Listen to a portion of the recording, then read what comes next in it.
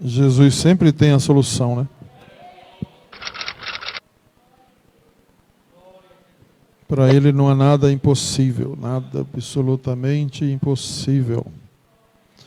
Meus irmãos, o que eu vou dizer? Que eu estou cada dia mais maravilhado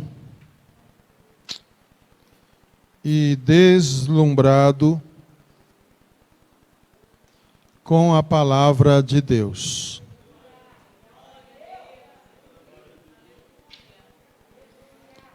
É tanta coisa que a gente vai descobrindo. E você sabe que o maior intérprete das Escrituras não são os teólogos.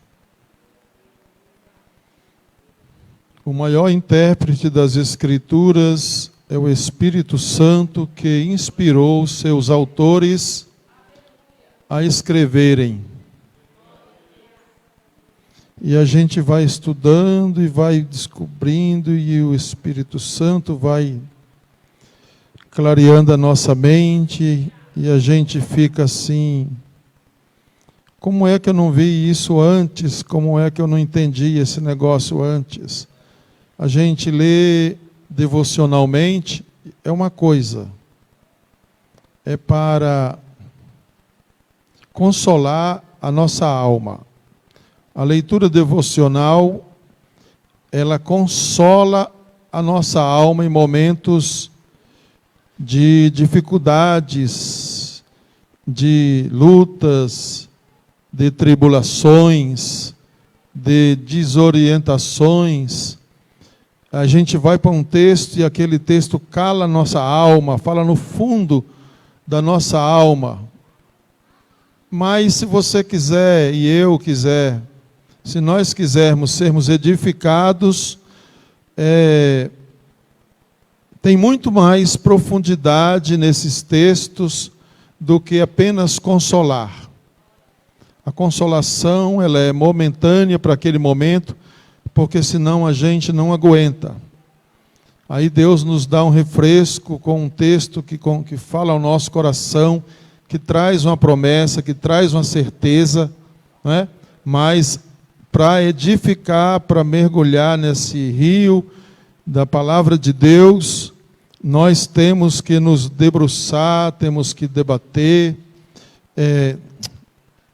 temos que entender, não vamos debater com nada, para a gente poder entender melhor. Eu estou dizendo isso porque todos os irmãos têm esse conhecimento, que nós já estamos na 23ª leitura consecutiva da Bíblia, fora as vezes que nós já lemos as suas porções, que os judeus chamam de paraxá. E passamos quantas vezes, durante muitos anos, todos os aniversários que nós passamos, e tanto os nossos quanto dos nossos líderes e obreiros, a gente tem lido e tem visto ler esse salmo de gratidão, devocionalmente. Mas eu confesso aos irmãos que só parando e meditando e estudando que nós vamos descobrir as profundidades dessa palavra. Dito isto, vamos para o versículo 9. Versículo 9 diz: Deus não repreende perpetuamente. Ele não repreende perpetuamente. Quer dizer, a sua repreensão é momentânea, para nos ensinar algumas lições. Isso tem muito a ver com com o texto de João, capítulo 3, versículo 16. Porque Deus amou o mundo de tal maneira que deu seu Filho unigênito para que todo aquele que nele crê não pereça, mas tenha vida eterna. O amor de Deus não impede um castigo eventual pelo pecado ou pelo erro. Aliás, é isso que o seu amor faz. Não deixa sem um castigo, não deixa sem um juízo. Deus, o salmista está dizendo isso, levando em conta, relembrando, a caminhada com Deus, caminhada de Deus com Israel, ou de Israel com Deus. Então Deus chamou a atenção a Israel desde quando eles entraram na terra prometida. Desde a primeira vez que eles entraram na terra prometida, Deus, antes de entrarem,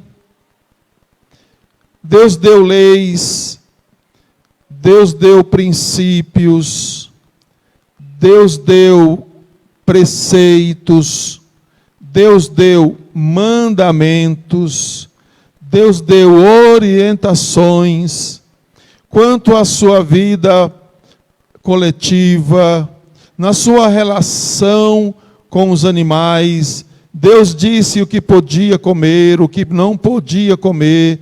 Deus foi muito claro quando falou sobre adoração a outros deuses.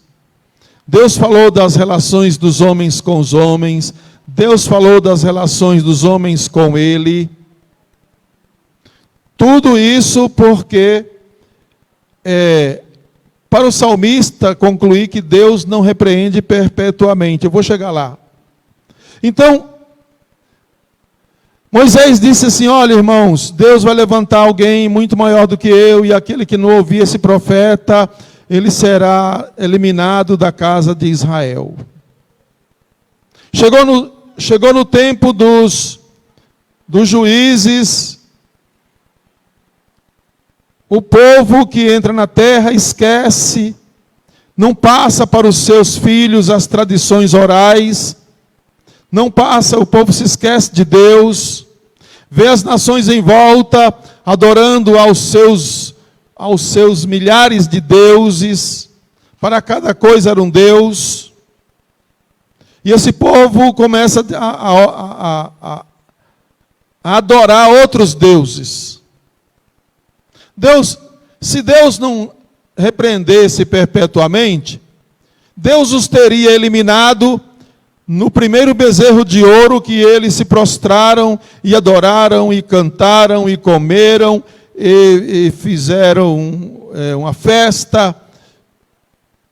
Se Deus não repreendesse, se Deus repreendesse perpetuamente, eles estariam aniquilados e ninguém ia saber disso. Quem ia saber dessa história? Porque Deus disse para Moisés: eu vou riscar esses povos aí, ó, que agora não era mais povo de Deus, era povo de Moisés. Vou riscar esse povo, teu povo aí, e vou fazer de você uma nação muito melhor do que eles. Deus disse: Moisés, não, o Senhor não é assim, o Senhor não repreende perpetuamente. O Senhor, vamos falar na nossa linguagem aqui, o Senhor está nervoso agora, mas logo o Senhor vai acalmar. E esse povo é o seu povo. O Senhor matou tanta gente por esse povo, agora quer matar? Não, não. Davi está lembrando disso, porque isso estava claro na mente dele. Aí, o que acontecia? Aconteceu um ciclo vicioso. O que aconteceu com Israel? O que acontece com a igreja? O que acontece ontem? O que aconteceu ontem? O que acontece hoje? Vai acontecer amanhã. Um ciclo vicioso. O povo esquecia de Deus. Aí vinha Deus, mandava os seus opressores Aí na sua opressão o povo se lembrava de Deus. Aí Deus misericordiosamente, Deus que não repreende perpetuamente, mandava os libertadores. Aí o libertador libertava o povo dos inimigos, eles voltavam a plantar, recebiam de volta as suas terras e começavam a prosperar 20, 10, 15, 30, até 40 anos. Aí eles folgavam, ficavam tranquilos, esqueciam de que 40 anos atrás eles estavam debaixo do jugo de opressores. Aí voltava de novo a fazer de novo as idolatrias. Abandonava Deus e ia atrás dos ídolos das nações. Deus os entregava num ciclo vicioso que durou no período de Juízes 400 anos de opressão. O período de Juízes ele tem 800 anos, 400 anos de opressão intercaladamente. 800 anos, irmão, é muito tempo. É como se nós vivêssemos uma geração,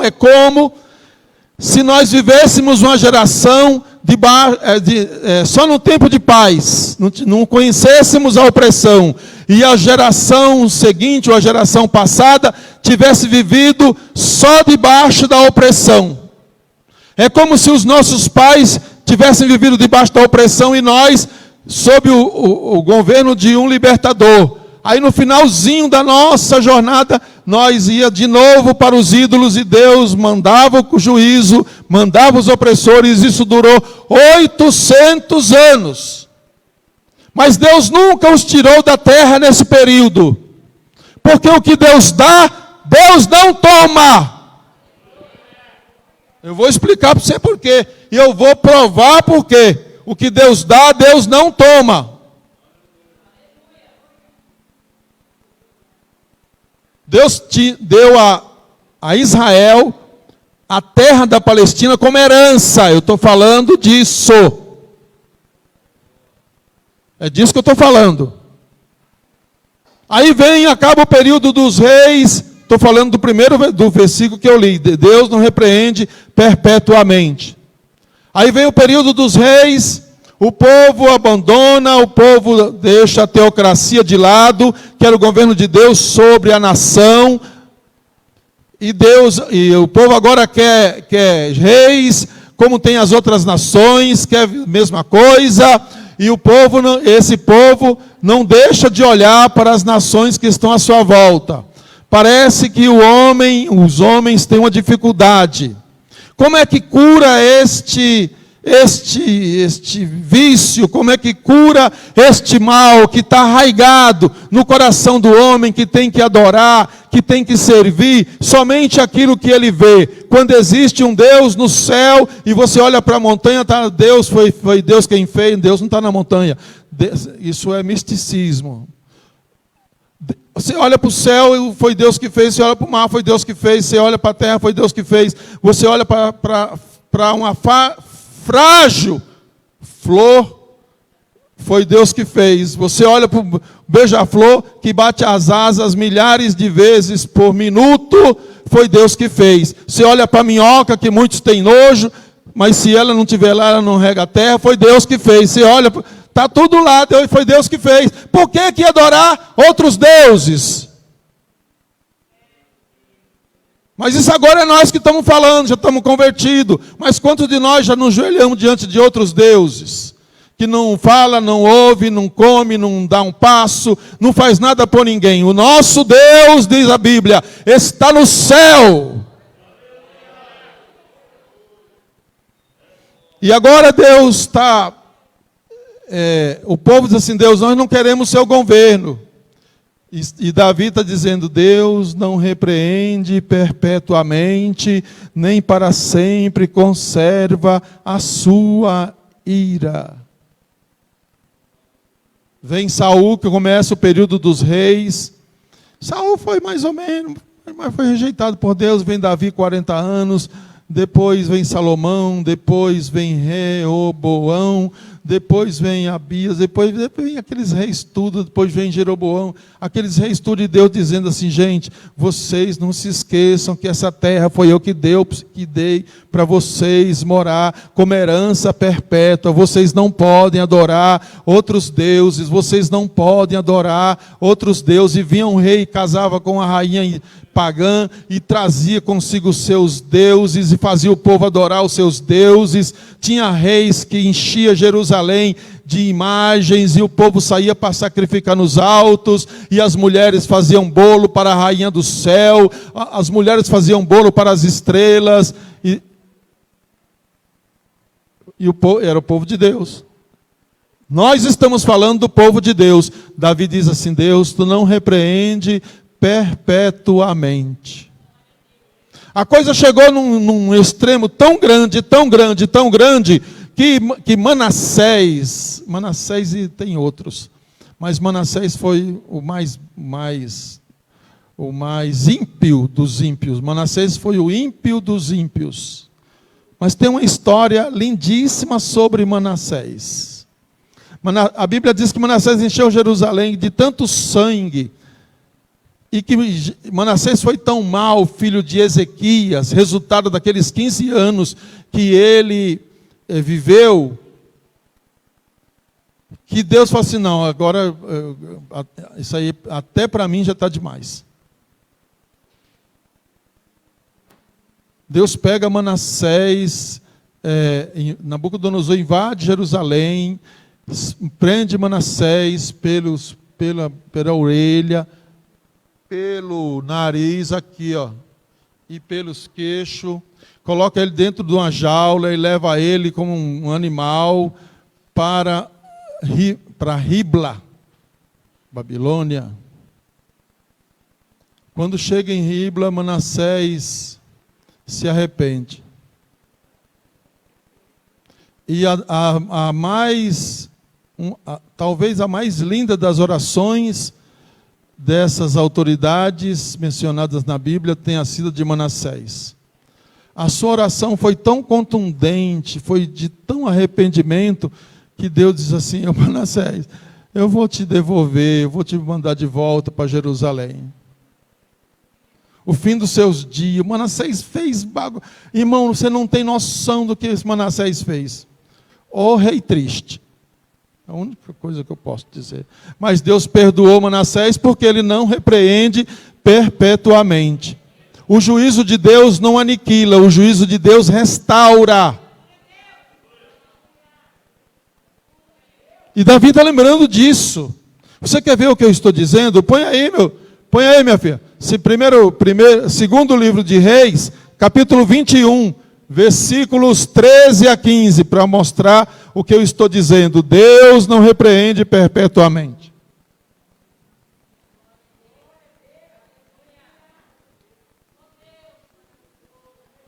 Deus está dizendo assim, ó.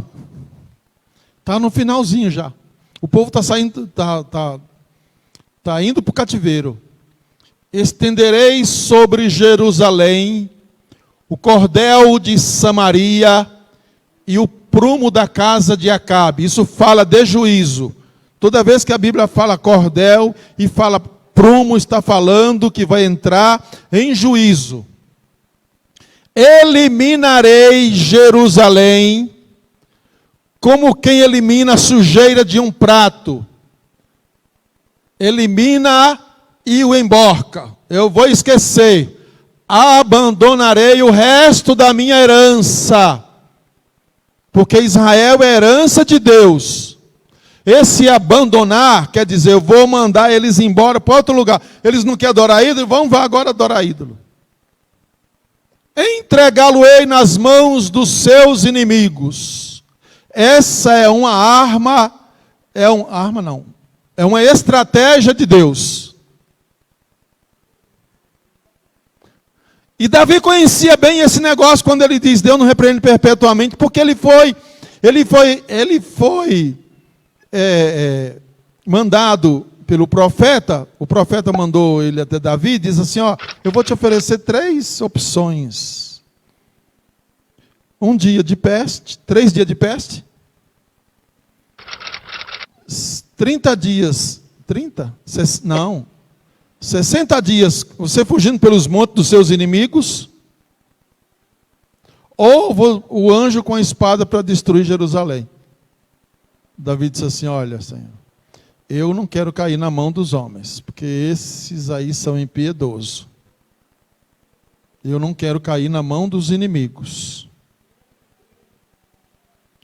E agora, Deus está dizendo, eu vou entregá-lo na mão dos seus inimigos. Servirá de presa e de despojo para todos os seus inimigos. Porque os despojos de Israel eram desejados e cobiçados por todas as nações. Eles tinham muito ouro, muito, mas muito. E olha que quando chega no finalzinho aqui, era como se fosse a rapa do tacho, mas não é. Essa rapa do tacho eram toneladas e toneladas de ouro acumulada pelos reis. Porque Israel, quando fazia dos povos seus vassalos, eles tomavam, Israel empobrecia os povos, era impiedoso nisso, então eles eram muito ricos nessa época.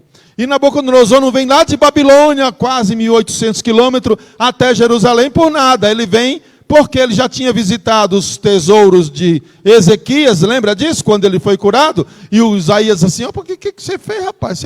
Você vai entregar, você conheceu aqueles caras lá? Não, vieram como de paz.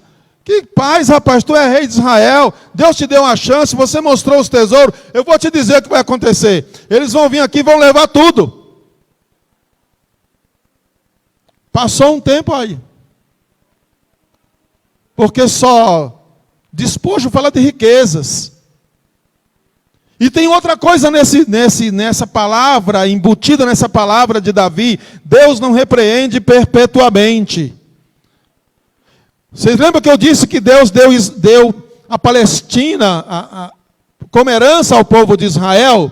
E que durante, agora, mais de quase 2.000 anos, Deus não tinha mencionado que ele tiraria a sua herança, que eles iriam ser levados de volta para outra terra, porque nas vezes anteriores, Deus mandava livramentos, mas a terra, Deus não tirava a terra que Ele deu, porque o que Deus dá, Deus deu e está dado. Agora Deus disse assim, eu vou mandar vocês para o cativeiro, mas a terra ainda é a herança de vocês, só que vocês não vão desfrutar, vocês vão para o cativeiro, aqui só vai ficar quem planta, só vai ficar os pobres, só vai ficar quem não tem mesmo jeito de ir para a Babilônia. Vai ficar aqui, porque eu não vou tirar a terra que eu dei. A terra é herança. Eles levavam isso muito a sério. Deus levava isso muito a sério. Deus levou isso muito a sério. É tanto que até os dias de hoje tem tanta luta, tanta guerra, porque querem tomar aquilo que Deus deu e eles conscientes disso não vão entregar. Então foram para o cativeiro. Deus repreendendo o seu povo, Deus consertando o seu povo, Deus fazendo o povo entender, Deus mudando o coração. Como é que Deus vai tirar o ídolo do coração e da mente do povo? Como é que Deus vai fazer isso? Já tinha feito várias tentativas, mas nunca deu certo. Agora vamos mandar eles de volta para o cativeiro, porque o juízo aqui não é para aniquilar, o juízo aqui é para ensinar, é para restaurar, é para consertar. O juízo de Deus sempre é para consertar. Portanto, fizeram o que era mal perante mim, e me provocaram a ira. Aqui, ó, que eu falei para vocês. Porquanto fizeram o que era mal perante mim. Esse mal é a adoração dos ídolos. Entre outras coisas, mas o principal erro era esse. E me provocaram a ira, desde o dia em que os seus pais saíram do Egito até o dia de hoje. Quase 2.000 anos. Jeremias já é claro nessa profecia. Israel foi para o cativeiro porque não ouviu os seus profetas. Israel foi para o cativeiro, foi repreendido porque não deu ouvidos. E agora eles vão, e a terra vai descansar 70 anos. Porque Deus não repreende perpetuamente, nem para sempre conserva a sua ira. E eu vou dizer isso para você aqui, mas lá daqui a pouco você vai entender por que Davi diz isto. Por que ele está falando isso? Qual é a importância desta palavra?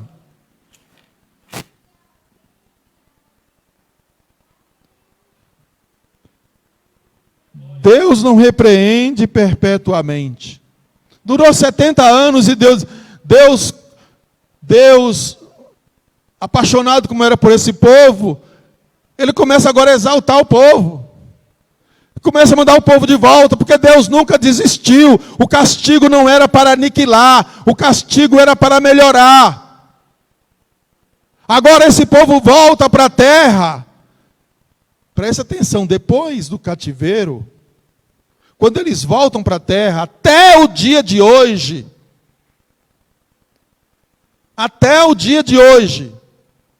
Israel nem sequer menciona nos seus lábios a questão dos ídolos. Deus curou o povo, porque ele não repreende perpetuamente. Deus tirou o ídolo do coração, Deus tirou o ídolo da mente. Agora esse povo é um povo monoteísta, adorador de um só Deus. Que era o que Deus sempre desejou para eles. Mas o versículo 10, nosso tempo passa, né? O versículo 10 diz assim: Deus não nos tratou segundo os nossos pecados. Eu fosse você, eu levantava a mão para o céu e dava glória a Jesus.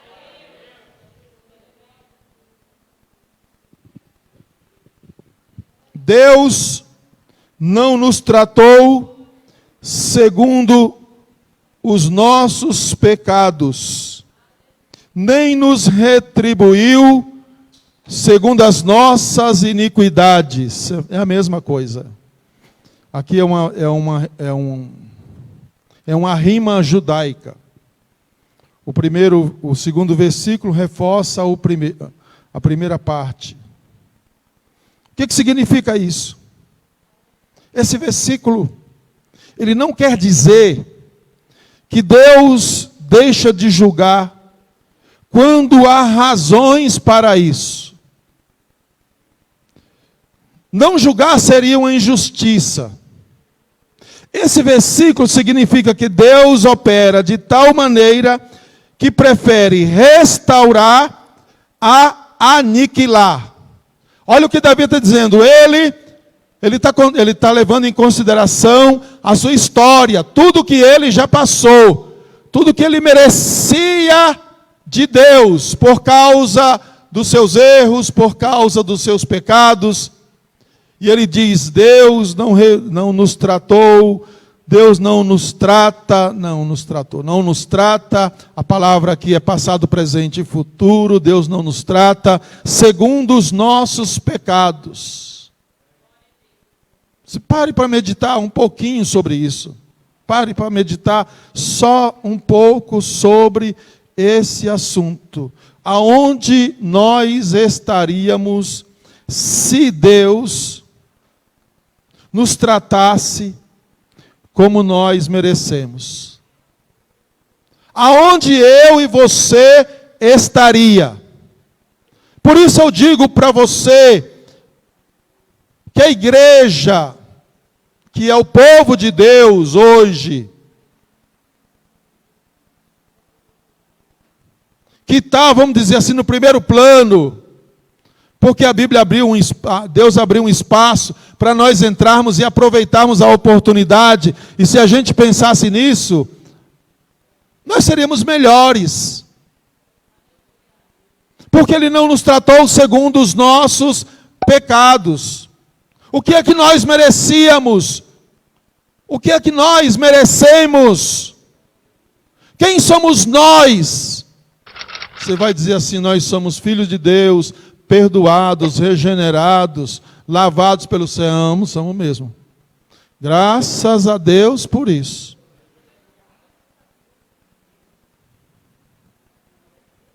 Mas nós continuamos pecador. E eu vou dizer para você, todos nós, temos uma natureza humana corrompida, má, pecadora. Oh, pastor, é verdade. Se não, vamos ver o que Paulo diz quando escreve para os Romanos. 7, 19 e 20. Põe aí, minha filha. Romanos 7, 19 e 20.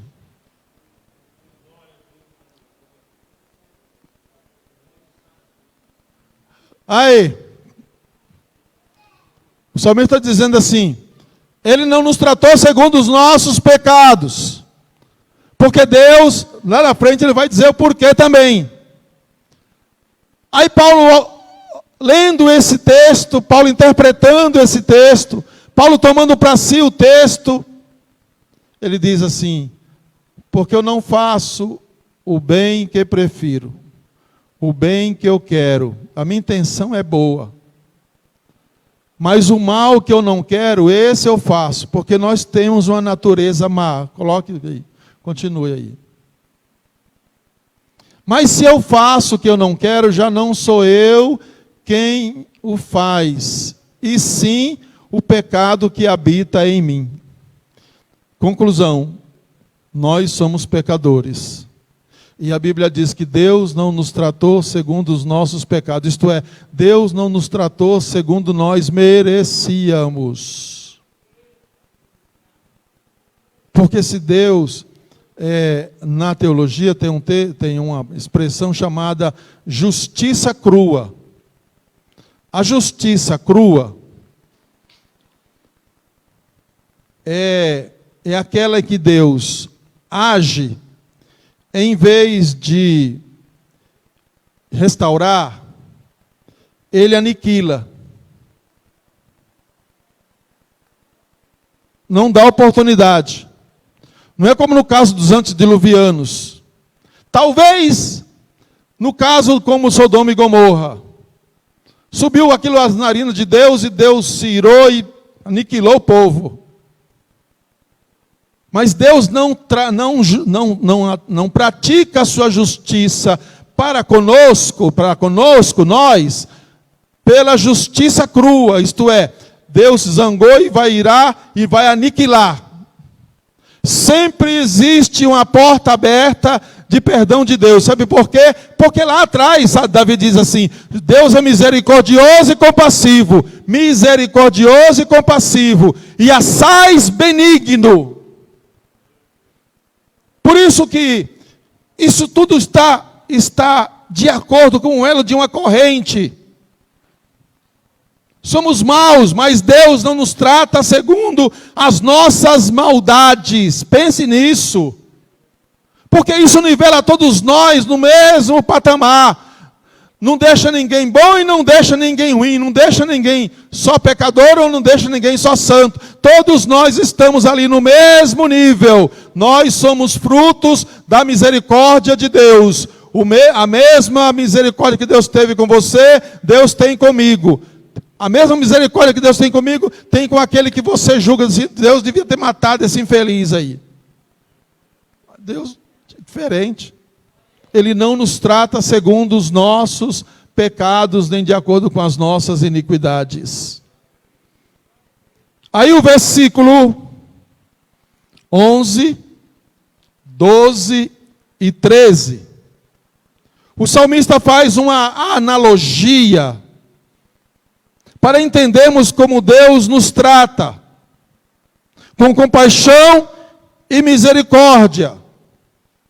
Por isso nós não deveríamos pensar que somos alguma coisa. Vamos ler o versículo 12.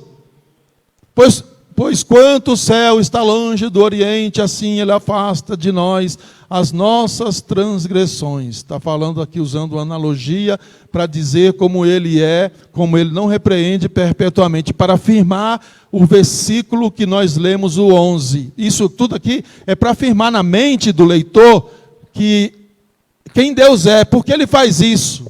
13.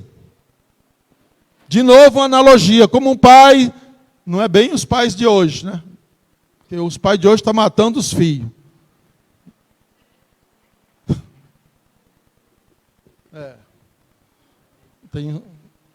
Como um pai se compadece de seus filhos, assim o Senhor se compadece daqueles que o temem. De novo, uma analogia. Um pai não repreende o filho para sempre. Quando ele está irado, ele fala algumas coisas, ele diz algumas coisas, até ele dá alguns castigos ou tira alguma coisa, mas passa os dias, o coração vai amolecendo e o pai volta. Assim é Deus, ó. Tá? Isso aqui é uma analogia para afirmar na nossa mente que Deus não nos repreende perpetuamente. E o versículo 13. O versículo 14, que eu vou só dar uma pinceladinha aqui. O versículo 14 diz assim: por que Deus não nos trata, não nos repreende perpetuamente? Porque Deus não nos trata segundo os nossos pecados. Aí ele faz aquelas duas analogias do céu e do Oriente e do Ocidente, e do pai em relação ao filho. Aí agora ele volta e diz assim: pois ele conhece a nossa estrutura. Por isso que ele não nos trata segundo os nossos pecados. Por isso que ele não nos repreende perpetuamente. Deus conhece os seus filhos, nós somos obra das suas mãos, criado à sua imagem e à sua semelhança. O que isso significa para mim e para você? Deus conhece a nossa estrutura. Primeiro o texto vai dizer: aqui somos lembrados de que somos criados do pó. Coloca aí Gênesis 2:7. Por falar daqui uns dias, eu vou fazer até uma propagandinha aí, que vai ser até, essas coisas ajudam muito os irmãos no entendimento, quando vê umas imagens. Vai começar uma novela, mas que tempo que nós chegamos, né? Pastor falando de novela. Da Record, é sobre o Gênesis. Isso, eu gosto de assistir esse negócio bíblico, porque amplia nosso entendimento. E ele diz assim, ó. Não, Gênesis 2:7. 2:7. Gênesis, capítulo 2, versículo 7. Então formou o Senhor Deus ao homem do pó da terra. Ele soprou nas narinas o fôlego de vida, e o homem passou a ser alma vivente. Agora o salmista diz: ele conhece a nossa estrutura e sabe que somos pó. Quando Deus vai tratar conosco, ele diz: é como se nós fôssemos uma flor muito sensível, como se nós fôssemos aquele vaso de cristal que não pode nem olhar, que ele já está trincando de tão fininho que ele é, de tão puro que ele é, como se nós fôssemos... Não, nós somos algo valioso para Deus, e quando Deus vai nos tratar, Ele leva isso em consideração, porque Ele conhece a nossa estrutura. Mas aqui existe um ensinamento que diz o seguinte: ei, você e eu somos pó. Tá. Menos. Ei. Menos aí, ó. Pó. Eu e você somos pó. Então, ó, menos, abaixa a tua cabeça e dá glória a Deus. Não queira subir na gilete e achar que é maior. Não, é pó, você é pó. Você pode ter o que você tiver, você pode ser formado o que você quiser, você pode ter o dinheiro que quiser, você pode ter poder do jeito. É pó. é pó. Depois de 24 horas, nem a sua mulher quer mais velar, nem o seu marido quer mais velar, nem o seu pai quer estar perto, não aguenta. Depois de 24 horas ainda dá, né? Que é o tempo. Mas passa 3 dias para ver se vai. Passa 3 dias. Sabe por quê? Porque é pó. Mas o texto não ensina só isso.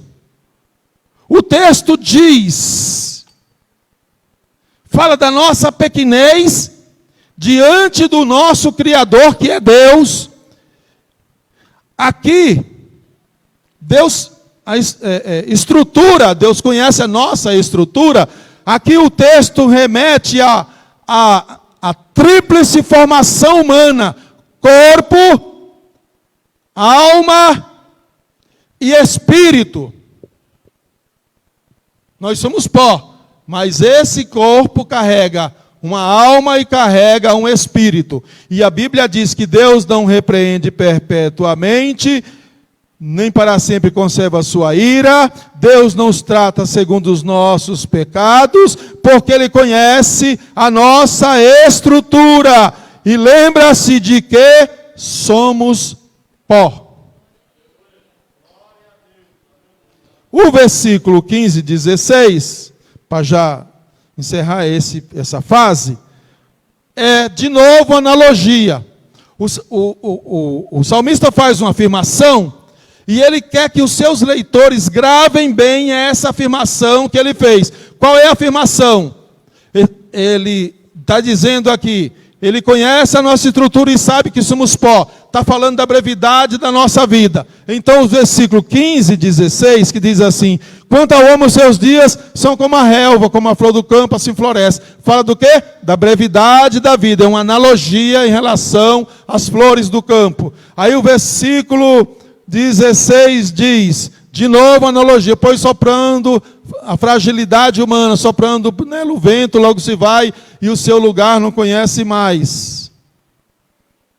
Aí, na semana que vem, se Deus nos permitir, nós vamos continuar. Não sei se vai dar para terminar, porque a gente vai devagar no passo do gado, para que nós possamos entender. Você pode receber essa palavra, irmão? É o que Deus tem para nós hoje. Deus abençoe abundantemente a sua vida. Quinta-feira nós temos o culto, a campanha Clama a mim, responder-te-ei, anunciei coisas grandes e firmes que não sabes. Não deixe de participar desta campanha. Na sexta-feira, a partir das 8 horas da manhã até as 20 horas, este templo estará aberto para o clamor que nós iremos fazer ao Senhor pela situação do nosso país em relação a esta pandemia. Vamos orar. Você pode, pastor, mas a vacina está aí. Vamos orar, irmão? Vamos orar. Vamos orar, irmão. Vamos orar. Vamos orar. Tem coisa que é só orando que resolve. Viu? E essa é uma delas. Vamos orar. Vamos orar. Vamos orar pelas nossas crianças. Vamos orar pelos nossos adolescentes. Vamos orar pelos nossos velhos. Vamos orar pelas nossas viúvas e viúvos. A turma esquece os viúvos, né? Falar só das viúvas, só das viúvas.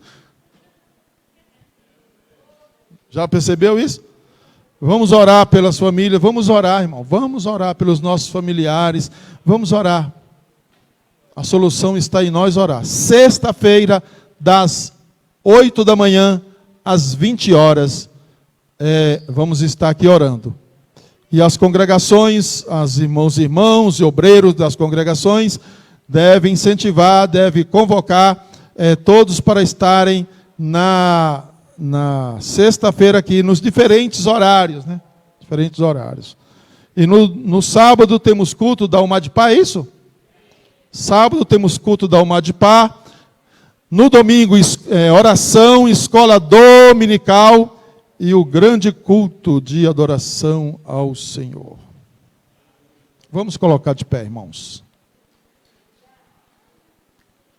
Vamos orar para terminar o culto com o evangelista Saulo.